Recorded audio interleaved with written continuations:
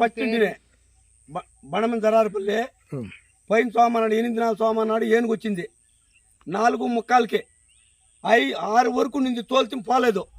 అధికారులు అందరూ వచ్చి ఏం చేయలేదు ఇంతవరకు. మళ్ళీ రాత్రి వచ్చింది సోమవారము. రాత్రి వచ్చి కరెక్ట్గా 4 గంటలకి వచ్చింది. వాళ్ళు ఫారెస్ట్ వాళ్ళకి ఫోన్ చేస్తే ఒక బాణం వేయలేదు మాకు అడిగితే కూడా.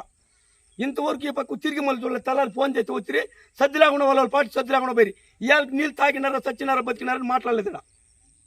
అది పరిస్థితి జరిగేది. మేము మాడిలో ఉంది మా చచ్చిపోదమ్మా, లేదా మా శవాలు ఎత్తుకొని వాళ్ళు పోడమని ఎక్కడన్నా ఫారెస్ట్ వాళ్ళు పాడు. అప్పుడు బాగుంటారు వాళ్ళు చల్లగా.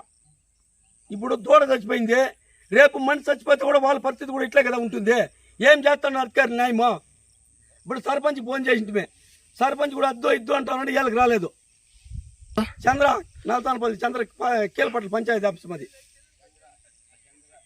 బనమ జరారపల్లి పోయిన సోమవారం 4 గంటల నుంచి 4 గంటలకు వచ్చింది. 6 అవుతుంటే కూడా ఈ బత్తిం గిత్తిం రాగులు గీగులు భీమ్ గీమ్ అంతా ఈడ్చుకోపోయి తినేసింది. మేము ఇంట్లోనే పడుకుంటే పిల్లలు గిల్లలు అంతా బింజారుకొని వాళ్ళ ఇంటి దాకా పరిగెత్తినాము. ఏమి వాళ్ళు 3000 ఇచ్చినారు, మళ్ళీ ఏం పట్టించుకోలేదు. ఈ వారం అంతా తిరుగుతానే ఉన్నాం. మళ్ళీ ఈరోజు వచ్చి దూన చంపేసింది, పొయ్యిగుళ్ళు 2 దొబ్బేసింది, తలుపులు 2 తోహేసింది.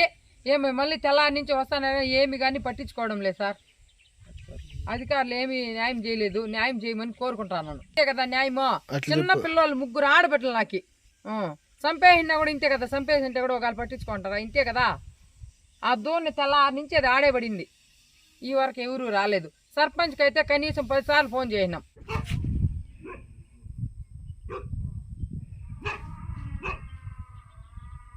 లేదు, సర్పంచ్కి అయితే కనీసం 10 సార్లు ఫోన్ చేసినాం. ఫారెస్ట్ వాళ్ళకి ఫోన్ చేస్తే ఒక బాణం వేయలేదు మాకు అడిగితే కూడా.